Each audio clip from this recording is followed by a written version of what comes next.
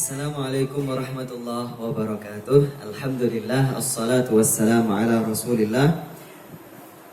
Para hadirin sekalian, para pemirsa rahimani wa rahimakumullah, pada hari ini adalah hari di mana saya bersama kawan saya Bapak Ruli Amirullah meluncurkan satu buku yang insya Allah sangat menginspirasi, karena di dalamnya tidak hanya teori tapi juga praktik. Ada teori, ada praktik. Buku tersebut kami beri judul Spirit of Madinah. Pada hari ini para pemirsa semuanya, para hadirin akan sedikit mengetahui bagaimana buku ini, dan saya kasih bocoran juga buku ini membahas tentang apa saja, karena nanti setelah teori yang saya sampaikan ada kisah yang sangat menginspirasi dari apa yang tersaji di dalam buku Spirit of Madinah ini, yaitu kisah tentang kehidupan dari sosok Bapak Dadang Wahyudi. Beliau adalah sosok yang kisah hidupnya menjadi inspirasi bagi saya dan Pak Ruli untuk menyusun buku ini, yang mana kisah-kisah kehidupan beliau yang tersaji di dalam buku adalah secara tidak sengaja menjadi inspirasi bagi kami untuk merumuskan 3 hal yang menjadi kata kunci atau menjadi prinsip dasar yang mewarnai kehidupan Rasulullah SAW dan para sahabat beliau di Madinah. Oleh karena itu buku ini kami beri judul Spirit of Madinah. Nah, apa 3 prinsip dasar tersebut? 3 prinsip dasar tersebut adalah Spirit of Hijrah, Spirit of Independence, dan Spirit of Sharing.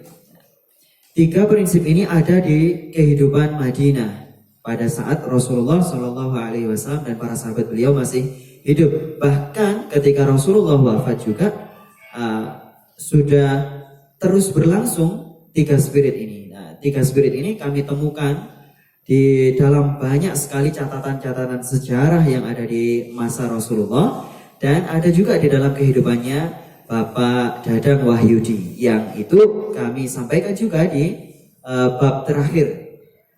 Baik, Spirit of Madinah ini buku yang membahas teori, praktik, dan juga kisah nyata yang ingin kami sampaikan kepada para pembaca, dan insya Allah nanti para pembaca juga akan terbentuk spirit itu, sehingga hasil yang kami cita-citakan akan dicapai oleh para pembaca semuanya, dan juga para hadirin dan para pemirsa, yaitu 3 hal: mengembangkan keimanan, membangun kemandirian, dan menanam kepedulian. Nah, ini membangun keimanan itu artinya adalah spirit of hijrah, karena hijrah itu puncaknya, ujungnya, bahkan awalnya juga itu adalah iman. Orang yang berhijrah tidak akan melakukan hijrah kalau tidak ada iman, dan orang yang berhijrah itu juga tujuannya adalah untuk meningkatkan imannya. Nah, kemudian spirit of independence itu artinya adalah membangun kemandirian, di mana orang yang berhijrah itu, sebagaimana yang disampaikan oleh Bapak Ruli tadi, tidak lain adalah untuk membangun kemandirian. Ketika seseorang sudah berhijrah, maka dia akan mandiri secara otomatis, baik mandiri secara keimanannya maupun mandiri secara kehidupan sosialnya. Ketika orang berhijrah misalnya, sebagaimana yang sudah disampaikan tadi, dan itu juga kami sampaikan di dalam buku ini, buku Spirit of Madinah. Banyak sekali catatan sejarah di mana para sahabat Rasulullah itu betul-betul mandiri ketika mereka sudah berhijrah. Kita salah satu potretnya juga yang kami sampaikan di dalam buku ini adalah ketika Rasulullah pertama kali menginjakkan kakinya di Madinah, yang pertama kali beliau pikirkan adalah bukan membangun rumah, karena ketika beliau menyampaikan, mengumumkan kepada masyarakat Makkah kala itu ketika beliau ingin melakukan hijrah, ada perintah hijrah dari Allah Subhanahu wa taala, maka Rasulullah menghubungi salah seorang sahabat beliau yang ada di Madinah yang bernama Abu Ayyub Al-Ansari. Nah, Abu Ayyub Al-Ansari inilah yang memberikan tempat bagi Rasulullah untuk tinggal di Madinah. Jadi beliau ketika tiba di Madinah, yang dipikirkan pertama kali itu bukan bagaimana membangun rumah untuk beliau dan keluarga, tapi bagaimana menciptakan pusat aktivitas sosial, pusat bagi orang-orang yang berhijrah. Karena orang yang berhijrah tentu yang dituju pertama kali bukan rumah beliau, bukan, tapi adalah tempat yang menjadi pusat ibadah. Karena orang yang berhijrah itu berarti orang yang meningkatkan kualitas dan kuantitas ibadahnya, sehingga yang dipikirkan Rasulullah pertama kali ketika menginjakkan kakinya di Madinah adalah membangun pusat aktivitas, yaitu masjid yang sampai sekarang ada, yaitu Masjid Nabawi. Nah, Masjid Nabawi inilah yang menjadi pusat kemandirian. Kenapa saya sebut menjadi pusat kemandirian? Karena di Masjid Nabawi itulah Rasulullah mengajarkan berbagai hal kepada para sahabat beliau, mengajarkan ilmu agama, mengajarkan ilmu-ilmu kemandirian. Bahkan salah satu kisah sejarah yang sangat agung yang tercatat, yang saya catat juga di dalam buku saya Al-Imarah namanya, judulnya itu Al-Imarah. Di dalam buku tersebut saya ceritakan ketika Rasulullah ingin melakukan perang Tabuk, ada perintah dari Allah untuk melakukan perang Tabuk. Rasulullah melakukan penggalangan dana untuk aktivitas jihad tersebut adalah di Masjid Nabawi. Ini artinya kemandirian yang dimiliki oleh Rasulullah dan para sahabat untuk melakukan pembentengan, untuk melakukan pembelaan terhadap hak berwarga negara, hak untuk hidup, itu dilakukan secara mandiri, secara sosial, di mana Rasulullah tidak meminta bantuan kepada negara-negara sahabat. Padahal Rasulullah sudah mengirimkan surat-surat kepada negara-negara di luar Madinah. Tapi karena memang butuh kemandirian dan kemandirian itu wajib, maka Rasulullah menggalang kemandirian tersebut di Masjid Nabawi. Oleh karena itu ketika Nabi Muhammad SAW berhijrah, beliau yang pertama kali dipikirkan adalah membangun Masjid Nabawi. Baik para pemirsa, para hadirin rahimani wa rahimakumullah, di dalam buku Spirit of Madinah ini kami memang tidak banyak mengupas teori-teori tentang hijrah. Yang kami kupas lebih banyak adalah tentang teori spirit of independent dan spirit of sharing. Karena sebagai informasi dan sekaligus promosi, kalau saya secara pribadi sudah meluncurkan buku yang judulnya itu temanya tentang hijrah. Nah, nanti bisa didapatkan di toko Al-Fasham Store. Nanti bisa berhubungan langsung dengan Mas Kasyanto atau di nomor WhatsApp. Mungkin tanya-tanya dulu harganya. Nanti kalau sudah ketemu bukunya langsung bayar begitu ya. Atau kalau ternyata harganya tidak cocok, tidak jadi beli, itu nggak malu begitu. Jadi tanya dulu di WhatsApp 0859 4648 2442. Atau bisa dicek juga di Instagramnya Al-Fasham Store, yaitu di Al-Fasham Publishing di Instagram. Itu tinggal dicari aja, bisa ketemu nanti. Nah, Spirit of Hijrah ini untuk peserta atau juga untuk pemirsa, untuk hadirin semuanya, bisa didapatkan di Al-Fasham Store dengan diskon khusus karena memang ini pertama kali terbit, pertama kali launching, tapi kami sudah langsung memberikan diskonnya itu langsung 10%. Bukan berarti buku Spirit of Hijrah ini memang diobral gitu, bukan, tapi memang khusus untuk pemirsa dan juga para hadirin semuanya langsung 10%. Dari harga Rp31.000. Silakan didapatkan karena Spirit of Madinah ini penting sekali untuk kita install di dalam diri kita. Sangat penting sekali. Sangat penting untuk kita install. Karena ketika kita sudah berhijrah, ternyata kita tidak memberikan teladan untuk sharing, teladan untuk itu independen, itu rasa-rasanya kurang sempurna gitu ya. Karena ya memang kehidupan Rasulullah ketika beliau berhijrah ya semacam itu. Ketika beliau, ini ada satu kisah yang menarik juga yang tidak saya cantumkan di dalam buku ini ya. Buat apa saya cantumkan? Karena pembaca juga nanti sudah bisa membaca sendiri. Nah, apa kisahnya? Yaitu kisah ketika perang Ahzab atau yang terkenal dengan perang Khandaq, di mana Rasulullah itu dan juga para penduduk Madinah yang kurang lebih itu kalau total ada 1.000 ke atas jumlah penduduk Madinah. Ketika terjadi perang Khandaq atau perang Ahzab itu otomatis sedang membangun apa? Membangun parit gitu ya. Ketika itu ada di dekatnya Gunung Sila atau Gunung Salak. Kalau bacanya salah Gunung Salak gitu yang ada di mana itu di Jawa Barat gitu ya. Tapi di Madinah itu ada namanya Gunung Sila namanya. Nah itu digali parit gitu ya. Ketika menggali parit itu semua penduduk Madinah adalah dalam kondisi apa? Di embargo. Apa? Di embargo itu diboikot sehingga apa? Penduduk Madinah tidak bisa keluar dari Madinah, tidak bisa membeli bahan pangan. Jadi hanya memakan apa yang ada tumbuh-tumbuhan di Madinah. Padahal pada saat itu tumbuh-tumbuhan itu tidak sedang banyak-banyaknya, tapi sedang kondisi tidak bisa dikatakan juga paceklik begitu ya. Artinya minim sekali. Nah, pada saat itu yang namanya spirit of hijrah karena sudah terinstal bagus di dalam diri, di dalam nurani, maka Rasulullah ketika itu melihat masyarakat Madinah sudah mulai kekurangan pangan, begitu ya, kekurangan ekonomi juga kekurangan karena tidak bisa keluar dari Madinah karena penduduk pasukan Ahzab itu pasukan dari Bani Nadir, dari Bani orang-orang Yahudi, dari kemudian orang Nasrani juga dan juga orang-orang munafik itu memang sudah menyerang dari luar kota Madinah. Jadi ada di pinggiran kota Madinah begitu ya. Mereka sudah bersiap untuk menyerang, ada di tepian Khandaq itu mereka sudah siap.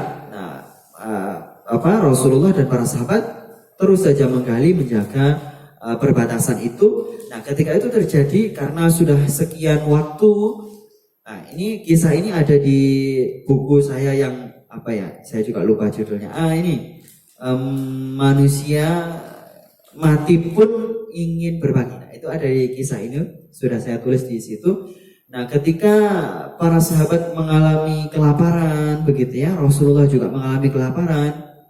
Nah, ketika itu ada satu orang yang namanya Jabir bin Abdillah. Nah, Jabir bin Abdillah ini adalah satu-satunya orang yang spirit of sharingnya bagus. Nah, ketika itu karena kebetulan Jabir bin Abdillah ini punya seekor kambing yang belum dewasa begitu ya.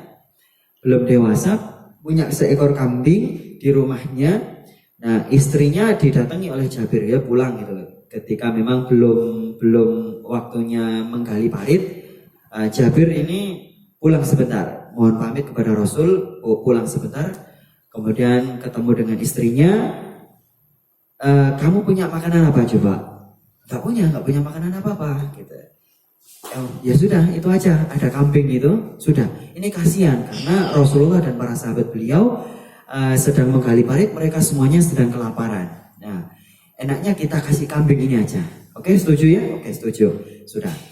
Biasanya kan ya gimana ya, ibu-ibu kalau dalam kondisi kesulitan ekonomi ya suami minta ayo berbagi gitu, biasanya waduh, mikirnya sudah 30 kali mikirnya itu. Bisa-bisa nggak jadi.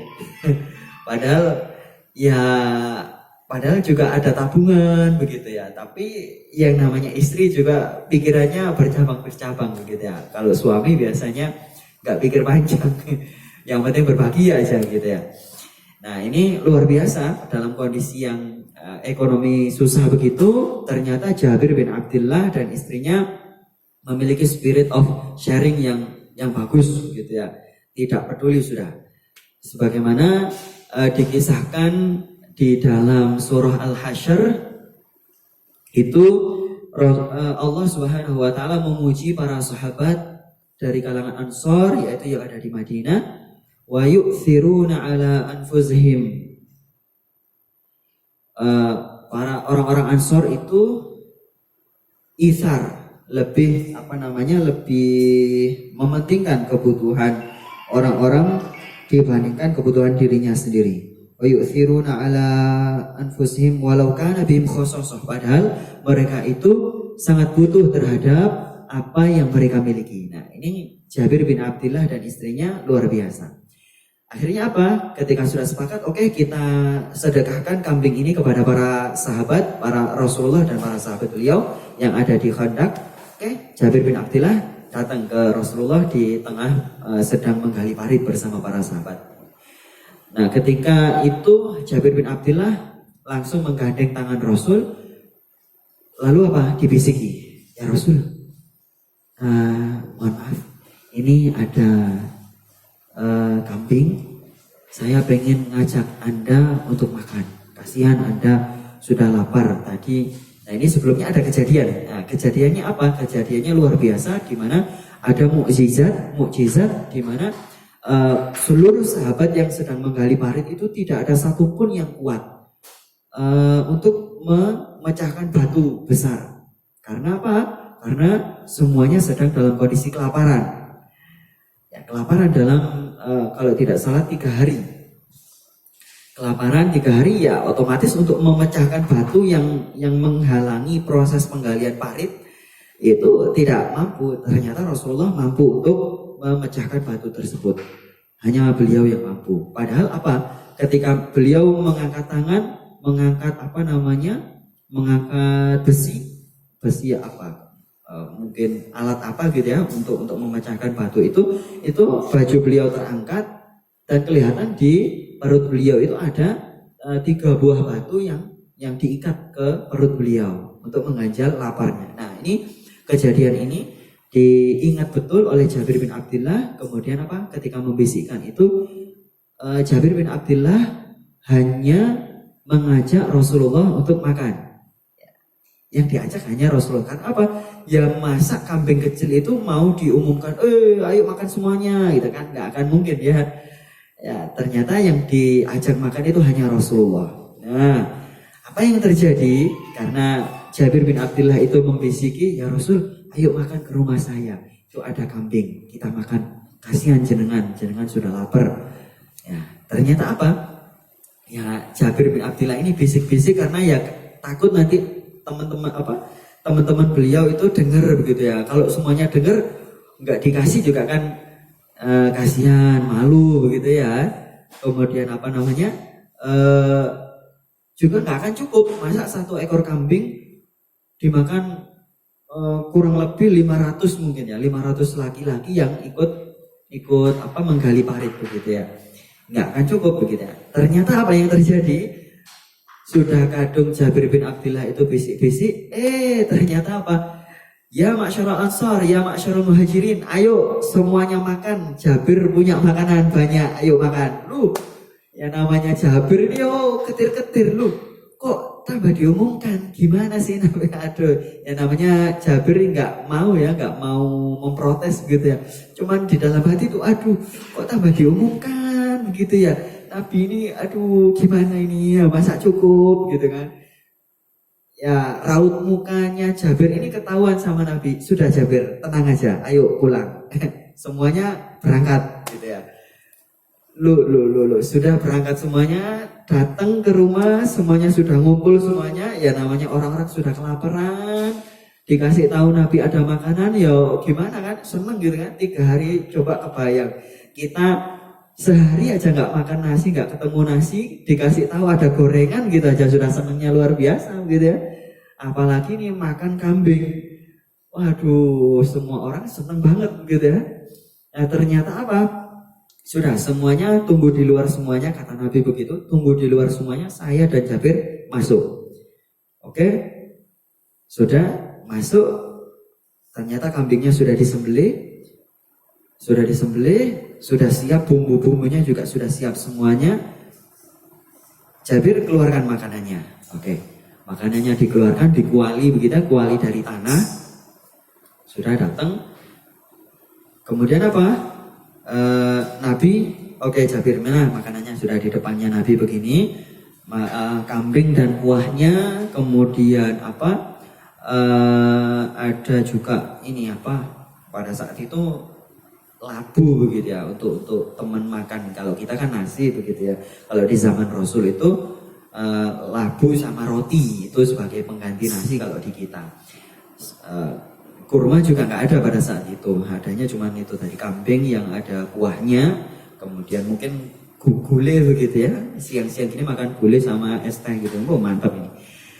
Nah pada saat itu Nabi sudah, oke 10 orang masuk, udah masuk Jabir, kamu nggak boleh buka makanan ini, kamu sudah duduk aja, istrimu juga di dalam aja, sudah nggak usah kesini.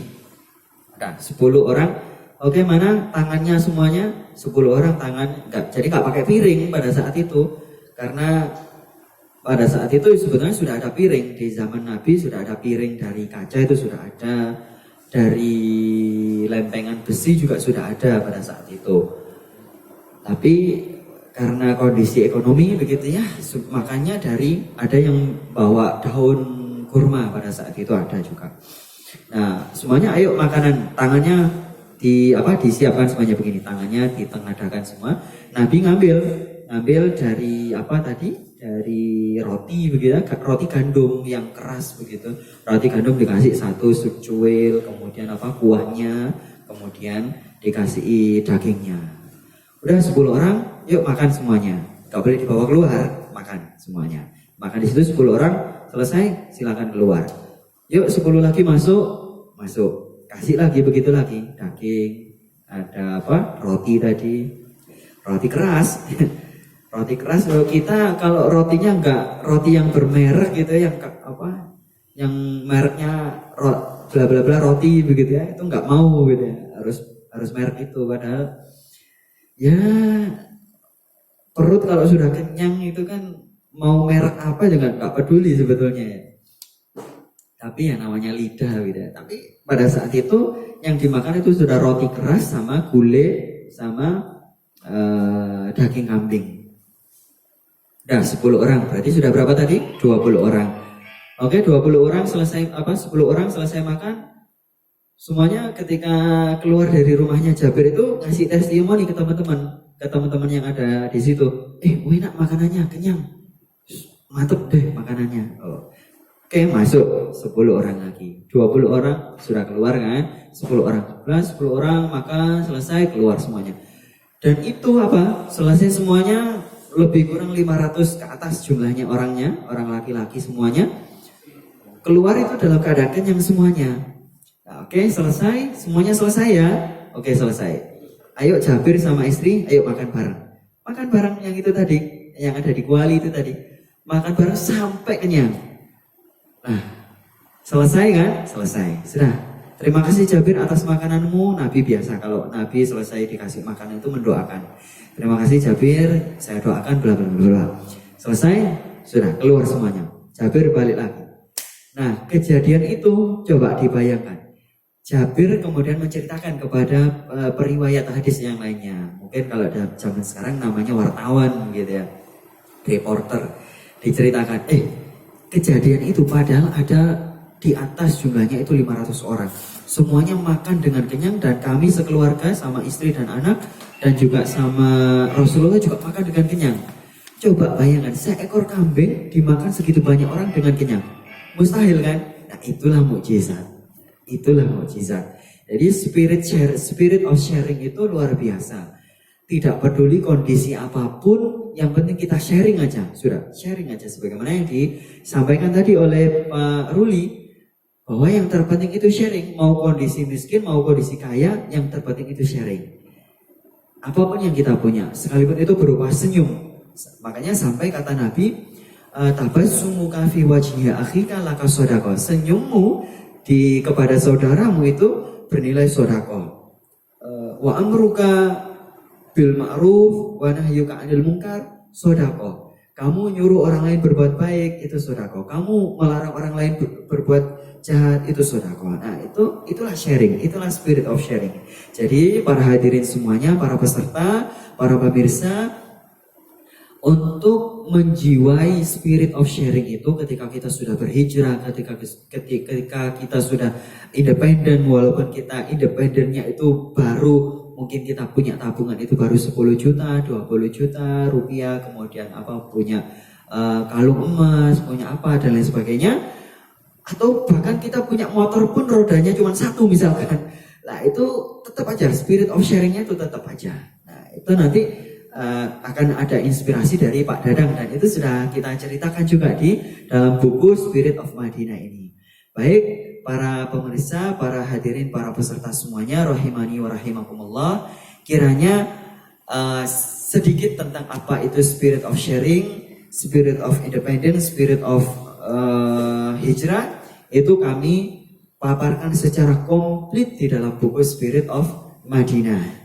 Jadi di dalam buku Spirit of Madinah ini di bab 2 itu saya tulis kisah 4 orang sahabat Rasulullah yang kaya raya, yang salah satunya tadi sudah diceritakan oleh Pak Ruli, yaitu Abdurrahman bin Auf. Kemudian saya ceritakan juga Abdullah bin Umar bin Al-Khattab, jadi putranya Umar bin Khattab. Kemudian saya ceritakan juga Tolhah bin Ubaidillah. Kemudian saya ceritakan juga kedermawanannya, spirit of sharingnya Muawiyah bin Abi Sufyan. Muawiyah bin Abi Sufyan ini adalah salah satu khalifah, ya, sepeninggalnya Ali bin Abi Thalib. Nah, baik. Kemudian tidak hanya kisah ya, tidak hanya kisah, ada teorinya juga. Kemudian teori yang terbanyak saya ceritakan itu adalah spirit of independence. Teorinya banyak sekali. Mandiri itu penting sekali ya. Saya ceritakan di sini sedikit ya. Saya sampaikan satu buah hadis yang saya cantumkan di dalam bab Spirit of Independence ini, yang penting untuk kita ingat, kita hafalkan. Syaraful mu'mini salatul laili wa izzuhu istighna'uhu amma fi aidin nas. Jadi ini adalah pesan dari malaikat Jibril kepada Nabi Muhammad SAW. Syaraful mu'min salatuhu bil lail. Kemuliaan orang mukmin itu adalah sholatnya pada malam hari. Jangan salah, jangan dibatasi juga bahwa hanya sholat malam, hanya sholat tahajud begitu ya. Jangan dibatasi. Karena yang namanya sholatul lail, sholat malam itu dalam definisinya adalah semua macam sholat yang kita lakukan sejak tenggelamnya matahari sampai terbitnya fajar shadiq, yaitu subuh gitu ya. Nah, apa saja sholat itu ya, termasuk sholat tahajud, sholat isya, sholat maghrib, kemudian sholat qobliyah ba'diyahnya, kemudian sholat witirnya, kemudian mungkin sholat hajat yang kita lakukan, sholat tahajud yang kita lakukan pada malam hari, kita sholat witir, kita sholat tarawih, begitu ya, sholat syukur wudhu, kita sholat sholat tahiyatul masjid dan lain sebagainya. Semua macam sholat yang kita lakukan pada malam hari itu masuk dalam kategori sholatul lail, yang itu adalah kemuliaan seorang mukmin. Yang ini sudah dipesankan oleh malaikat Jibril alaihissalam. Kemudian apa? Wa izzuhu istighna'uhu amma fi aidin nas. Ya. Dan keagungan seorang mukmin itu adalah terletak pada apa?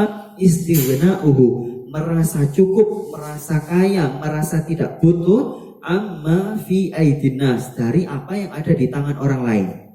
Maksudnya apa? Maksudnya tidak butuh orang lain dalam kondisi apa, kita sudah mandiri.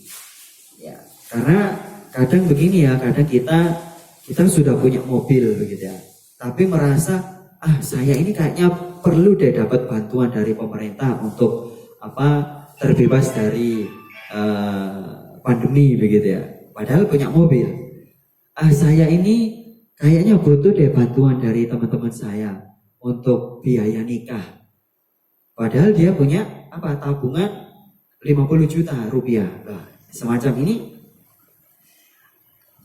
kita harus mandiri begitu ya. Apa yang kita punya ya kita pakai untuk kebutuhan kita sendiri. Ketika kita bekerja, lalu kita pakai hasil pekerjaan kita itu untuk kebutuhan kita sendiri, itu sebetulnya sudah bernilai sedekah juga. Ini penting sekali. Ya, spirit of sharing itu juga penting kepada diri sendiri dan kepada orang lain begitu ya. Nah, kita memenuhi kebutuhan diri kita sendiri tanpa kita meminta bantuan orang lain, tanpa kita mengganggu orang lain, itu adalah sedekah kepada diri kita sendiri. Ya, itu saya tulis di dalam buku ini. Ada hadisnya juga, ada dalilnya juga. Jadi komplit lah. Buku Spirit of Madinah ini komplit. Hadis-hadisnya lengkap, dan Al-Qur'annya juga lengkap. Kemudian penjelasan dari para ulama juga lengkap. Kisah-kisah tentang para sahabat Rasulullah yang dermawan juga lengkap. Kemudian apa kisah tentang yang zaman now, tentang spirit itu, wah lengkap semuanya. Jadi Anda berhak untuk memiliki buku ini. Segera pesan di 0859 4648 2442 atau di Instagram Al-Fasyam Publishing ya. Baik, apa yang kami sampaikan sekelumit tentang review buku Spirit of Madinah ini nampaknya menjadi berkah bagi kita semuanya, dan kami akhiri wabillahi taufiq wal hidayah wa ridha wal inayah. Assalamualaikum warahmatullahi wabarakatuh.